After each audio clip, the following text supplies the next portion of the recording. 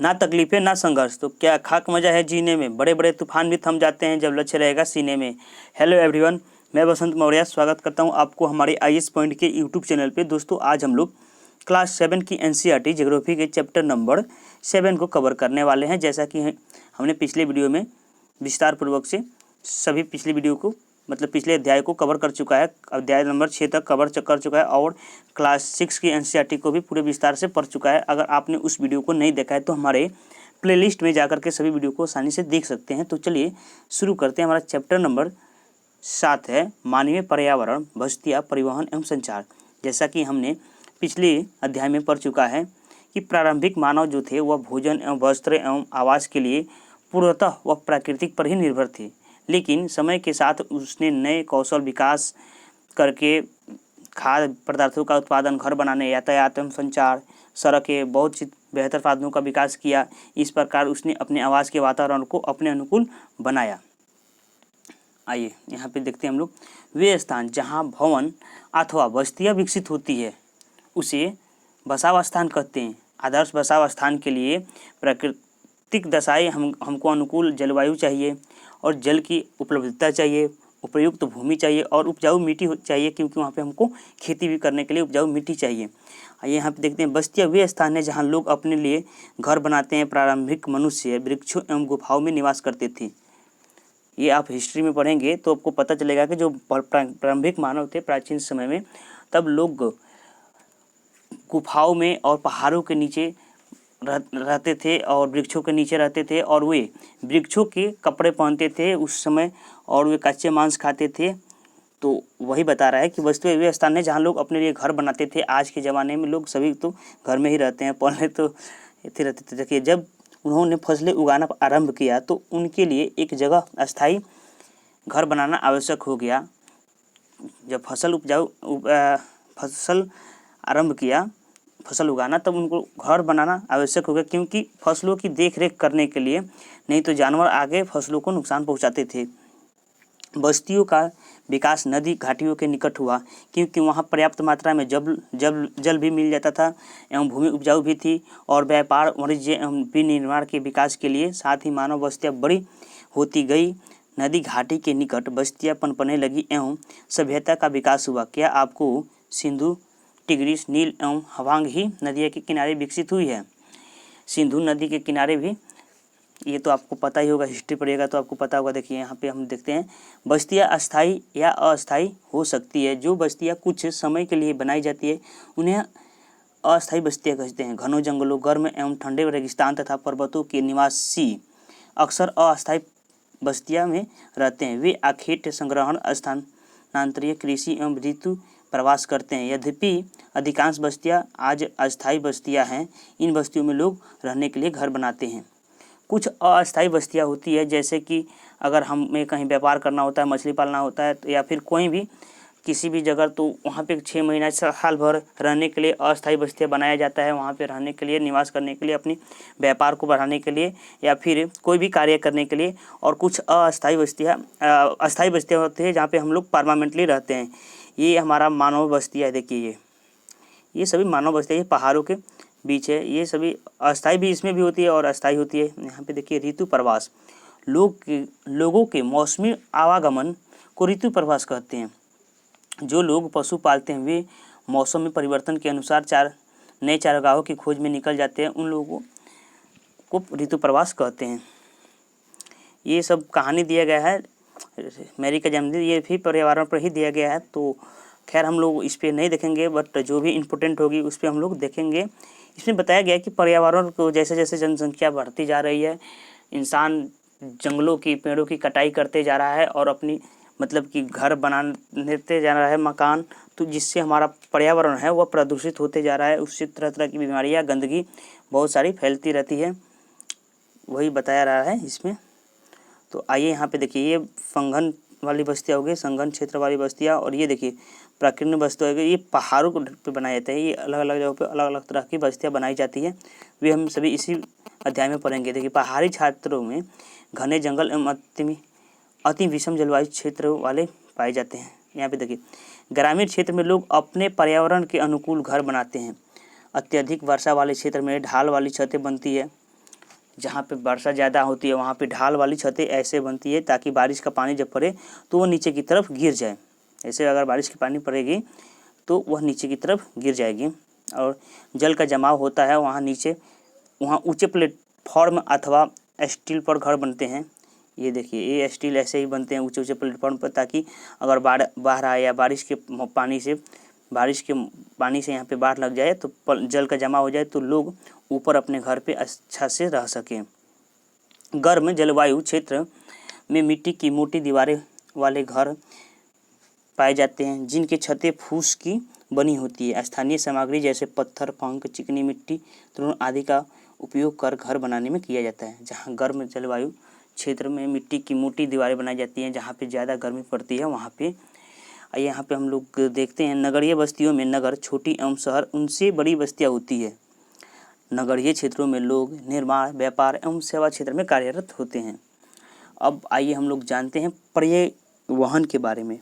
परिवहन लोगों एवं सामान के आवागमन के साधन होते हैं। परिवहन मतलब लोग एक दूसरे से दूसरी जगह कोई वस्तु को ले जाते हैं, फिर वहाँ से लेकर आते हैं, उसको हम लोग परिवहन करते हैं। उसके लिए परिवहन के लिए हमें कुछ ना कुछ साधन चाहिए। तो जैसे बैलगाड़ी हो गया, पहले तो बैलगाड़ी ही लोग प्रयोग करते थे, उसके बाद धीरे धीरे का विकास हुआ तो ट्रेन, बस सब चीज़ आ गया। देखिए पुराने समय में अधिक दूरी की यात्रा करने में अत्यधिक समय लगता था। उस समय लोग पैदल चलते थे एवं अपने सामान को ढोने के लिए पशुओं का उपयोग करते थे। पहिए की खोज से परिवहन आसान हो गया। समय के साथ परिवहन के विभिन्न साधनों का विकास होता गया, लेकिन आज भी लोग परिवहन के लिए पशुओं का उपयोग करते हैं। कहीं कहीं पे जैसे राजस्थान में ऊँट का उपयोग होता है और भी बहुत जगह ऐसा हो। अब आइए इसमें देखते हैं। हमारे देश में सामान्यतः गधे, खच्चर, ये तो अक्सर है, आप हर जगह देखिएगा। बैल एवं ऊँट, बैल की तो अभी भी होती है परिवहन, ऊँट का उपयोग किया जाता है। दक्षिणी अफ्रीका के एंडीज पर्वत के क्षेत्र में लामा का उपयोग उसी तरह होता है जैसे तिब्बत में याक का उपयोग होता है। आरंभ में अन्य देशों के व्यापारियों को भारत पहुँचाने में अनेक महीने लग जाते थे।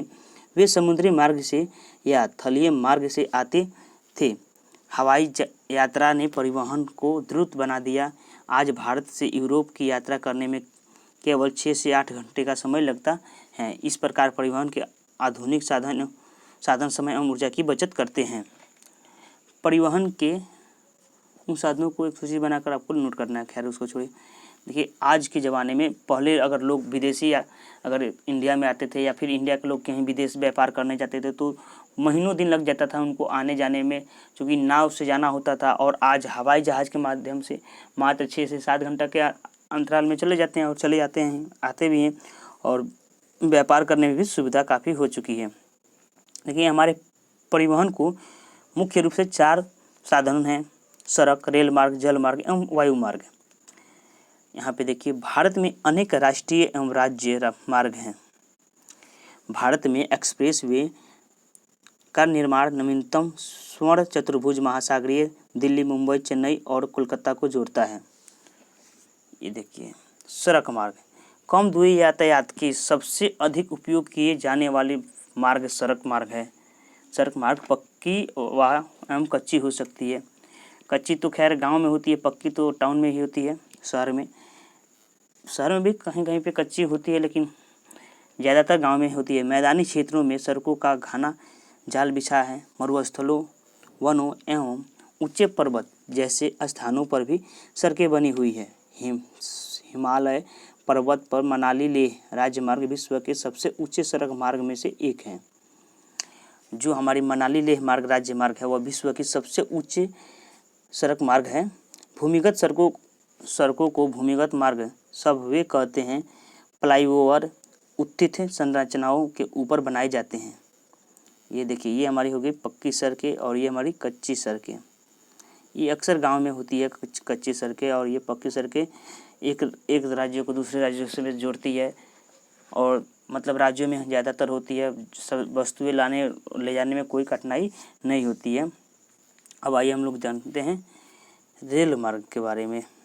रेल मार्ग के द्वारा तीव्रता से एवं कम खर्च में लोगों को आवागमन एवं भारी सामान को ढोने का कार्य होता है। वाष्प के इंजन की खोज एवं औद्योगिक क्रांति ने रेल परिवहन के तीव्र विकास में सहायता प्रदान की।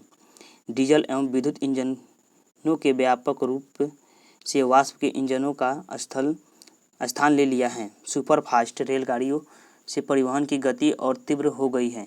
मैदानी भागों में रेल मार्ग का जाल व्यापक रूप से फैला है।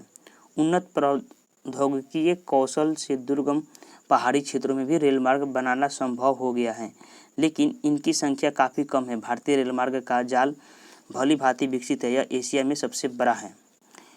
रेल मार्ग ऐसा परिवहन है जिससे भारी सामान वस्तुओं को एक जगह से दूसरे जगह और मनुष्यों को एक जगह से दूसरे राज्य में दूसरे जगह पे कार्य करने के लिए लोग रेल मार्ग की ही सहायता से जाते हैं, आते हैं। और रेल मार्ग कुछ पहाड़ियों को भी, पहाड़ी की गुफाओं को काट करके भी बनाया गया है। और हमारे देश में सबसे ज़्यादा परिवहन चलने वाली है तो रेल मार्ग है। रेल मार्ग और सड़क मार्ग सबसे ज़्यादा, लेकिन सबसे ज़्यादा सामान की निर्यात आयात होती है रेल मार्ग से। यहाँ पे जानते हैं, जाइनिंग में लहासा के बीच चलने वाली रेलगाड़ी समुद्र तल से 4000 मीटर की ऊंचाई पर चलती है, जिसका सबसे ऊंचा बिंदु समुद्र तल से 5072 मीटर है। एशिया में सबसे ज़्यादा रेल मार्ग है। और ये अब हम जानते हैं, देखिए ट्रांस साइबेरियन जो रेल मार्ग है विश्व में सबसे लंबा रेल मार्ग है, जो पश्चिमी रूस में सेंट पीटर्सबर्ग से प्रशांत महासागरीय तट पर स्थित व्लादिवोस्टोक तक जाता है। ये देखिए, मैं आपको मैप के माध्यम से दिखा रहा हूँ। ट्रांस साइबेरियन रेल मार्ग यही है हमारा ट्रांस साइबेरियन रेल मार्ग, यहाँ से और यहाँ तक है, यहाँ से यहाँ तक है। देखिए जल मार्ग के बारे में जानते हैं। हम जब पहले भी पढ़ चुके हैं कि प्रारंभिक समय में मानव का सबसे पहला परिवहन था तो जल मार्ग। लोग नाव के द्वारा ही एक जगह से दूसरी जगह आते थे, या कोई व्यापार करते थे, या वस्तुओं को आयात निर्यात भी करते थे। देखिए प्रारंभिक समय में परिवहन के लिए जल मार्ग का उपयोग किया जाता था। अधिक दूरी में भारी एवं बड़े आकार वाले सामानों को ढोने के लिए जल मार्ग सबसे सस्ता साधन था। ये मुख्यतः दो प्रकार के होते हैं, अंतर्राज्यीय जल मार्ग एवं समुद्री मार्ग। नाव्य नदियों एवं झीलों का उपयोग अंतर्देशीय जल मार्ग के लिए होता है। कुछ महत्वपूर्ण अंतर्देशीय जल मार्ग गंगा ब्रह्मपुत्र नदी तंत्र, उत्तरी अमेरिका में ग्रेट लेक एवं अफ्रीका में नील नदी हैं। ये अंतर्देशीय हो गया। और कुछ हो गया समुद्री मार्ग। देखिए ये अंतर्देशीय मार्ग एक देश से दूसरे देश मतलब सामान वस्तुएं आती है जाती है। देखिए समुद्री एवं महासागरीय मार्गों का उपयोग सामान्यतः व्यापारिक माल एवं सामान को एक दूसरे से दूसरे देश में पहुंचाने के लिए करते हैं। ये मार्ग पतनों से जुड़े होते हैं। विश्व के कुछ महत्वपूर्ण पतन एशिया में सिंगापुर व मुंबई, उत्तरी अमेरिका में न्यूयॉर्क एवं लॉस एंजिल्स, दक्षिण अमेरिका में रियो डी जेनेरो, अफ्रीका में डरबन एवं केप टाउन, ऑस्ट्रेलिया में सिडनी, यूरोप में लंदन। ये सभी हमारे समुद्री मार्ग हैं, जल मार्ग है। इनके द्वारा वस्तुओं को आयात निर्यात किया जाता है। आइए हम लोग जानते हैं वायु मार्ग। 20वीं सदी के आरंभ में विकसित यह परिवहन का सबसे तीव्र मार्ग है। ईंधन की लागत अधिक होने के कारण यह सर्वाधिक महंगा साधन है। वायु यातायात खराब मौसम जैसे कोहरे एवं तूफान से कुप्रभावित होता है। यह यातायात का अकेला साधन है। जो वायु मार्ग है यह यातायात का एक अकेला ही मार्ग है जो सर्वाधिक दुर्गम एवं दूर स्थानों तक पहुंच सकता है। विशेष रूप से जहां सड़क एवं रेल मार्ग नहीं है वहां हेलीकॉप्टर के माध्यम से वस्तुओं का आयात निर्यात किया जा सकता है, या किसी भी संकट परिस्थिति में हेलीकॉप्टर की ही सहायता से मनुष्यों को एक जगह से दूसरी जगह पे ले जाया जाता है, या भोजन उपलब्ध कराई जाती है। अगर बाढ़ में पीड़ितों को सबसे ज़्यादा तकलीफ होती है तो हेलीकॉप्टर वायु मार्ग ही हमको सबसे ज़्यादा उस समय लाभ देता है। देखिए बांटने के लिए कुछ महत्वपूर्ण पतन हवाई मार्ग Delhi, Mumbai, New York, London, Paris एवं काहिरा यहाँ पर और बड़ी जगह हैं। संचार दूसरों के पास तक पहुँचाने की प्रक्रिया है। तकनीकी विकास के साथ मानव ने संचार के नए एवं तीव्र साधनों की विकसित कर लिया है। आज लोग, पहले एक ज़माना था जब लोग डाक के द्वारा कोई भी मतलब अपनी जो भी पत्र भेजना होता था तो डाक के द्वारा भेजते थे, जाने में महीना दिन, 10 दिन, 15 दिन लग जाता था, और आज आप घर बैठे अपने ही मोबाइल से कहीं पर भी कोई भी पत्र या संचार के माध्यम से कोई भी वस्तु भेज सकते हैं। देखिए, संचार के क्षेत्र में विकास में विश्व में सूचना क्रांति आई। सूचना प्रदान करने के लिए शिक्षा तथा मनोरंजन के लिए संचार के विभिन्न साधनों का उपयोग होता है। समाचार पत्रों, रेडियो एवं टेलीविजनों के द्वारा हम बड़ी बड़ी संख्या में लोगों को तथा संचार कर सकते हैं, इसलिए इनको जनसंपर्क माध्यम कहते हैं। सैटेलाइट से संचार में तीव्र आई। सैटेलाइट जब लगाया गया तब मोबाइल का भी आविष्कार हुआ। जब मोबाइल का आविष्कार हुआ तो आज आप घर बैठे ही सब कुछ कर सकते हैं, जो भी चाहिएगा संचार के माध्यम से। तेल की खोज, वनों का संरक्षण, भूमिगत जल, खनिज संपदा, मौसम पूर्वानुमान एवं आपदा पूर्व चेतावनी आदि में सैटेलाइट सहायक होती है। अब हम इंटरनेट के माध्यम से इलेक्ट्रॉनिक मेल या ईमेल भेज सकते हैं। ये हमारा जो डाक है, डाक द्वारा पत्र भेजा जाता है, उसको अब ईमेल के द्वारा ही भेजा जाता है। डाक द्वारा अभी भी भेजा जाता है, बट डाक का ज़्यादा यूज नहीं होता है। सबसे ज़्यादा ईमेल इस समय सबसे ज़्यादा ईमेल के द्वारा आप कोई भी पत्र कहीं पर भी भेज रहे हैं। आज सेल्यूलर फोन के द्वारा बेतार टेलीफोनिक संचार अत्यधिक लोकप्रिय हो चुका है। इंटरनेट के माध्यम से विश्व भर में केवल सूचना एवं परस्पर समीपता ही नहीं मिलती, अपितु इनसे हमारा जीवन अधिक सुखमय भी बन गया है। आज हम लोग घर बैठे ही कोई भी मतलब जो भी पत्र अगर किसी को भेजना होता है तो भेज देते हैं, और काफ़ी सुख मिल रहा है। मतलब कि एक नहीं होता है कि घर पे ही बैठे ही सब कुछ करते हैं। और पहले अगर डाक के द्वारा जाता था तो आपको डाक या में जाना पड़ता था, पत्र लिखना पड़ता था, फिर जा कर के जमा करना पड़ता था, फिर से दौड़ना पड़ता था। लेकिन आज काफ़ी मतलब कि सुख हो गया है, काफ़ी सुविधाएं उपलब्ध हो चुकी है और दिन प्रतिदिन होते जा रही है। अब हम घर बैठे ही रेल, हवाई जहाज या सिनेमा या होटल के कोई भी टिकट बुक कर सकते हैं। संपूर्ण विश्व में इस प्रकार लोगों के बीच, लोगों एवं सेवाओं का संस्थानों के बीच तीव्र गति से आपसी संपर्क संभव होने के कारण आज हम एक बृहद विश्व के समाज के रूप में विकसित हो रहे हैं। अब आप तो संचार के बारे में जान गए। अब ये देखिए, ये मैप है, तो इसको तो खैर हम लोग का चैप्टर हो गया समाप्त। अब इसको हम कैसे दिखाएं, आपको मोबाइल रोटेट करना पड़ेगा। देखिए, ये हमारा रियो डी जेनेरो यहाँ पर है। ये सभी जल मार्ग है जो आप देख रहे हैं। ये ऑस्ट्रेलिया, पर्थ से सिडनी जो सबसे लंबा रेल मार्ग है ऑस्ट्रेलिया का। यहाँ पे मैप में सभी दे दिया गया है। आप अपने जहाँ सेल्फ स्टडी करते हैं वहाँ पे मैप का जो है, इसको आप NCERT को कंप्यूटर से निकलवा लीजिए या फिर आप मैप खरीद लीजिए। ये बेहतर रहेगा। अगर इसको आप NCERT को कंप्यूटर से निकलवा करके इसको अच्छा से आप रंगीन में ही निकलवा करके अपने स्टडी टेबल के पास चिपका दीजिए और इसको हर दिन देखिए और कुछ अपने से मैप बनाइए, सीखिए, तब आपको ज़्यादा मैप से ही जियोग्राफी जो है वो मैप से ही अधिक समझ में आता है। तो चलिए दोस्तों, हम लोग का चैप्टर हो गया समाप्त। अब हम अगले वीडियो में अगले चैप्टर को कवर करेंगे।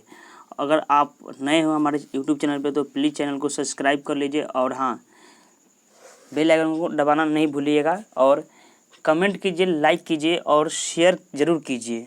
तो चलिए मिलते हैं अगले नेक्स्ट वीडियो में। तब तक के लिए दीजिए हमें इजाज़त। जय हिंद, जय भारत, वंदे मातरम।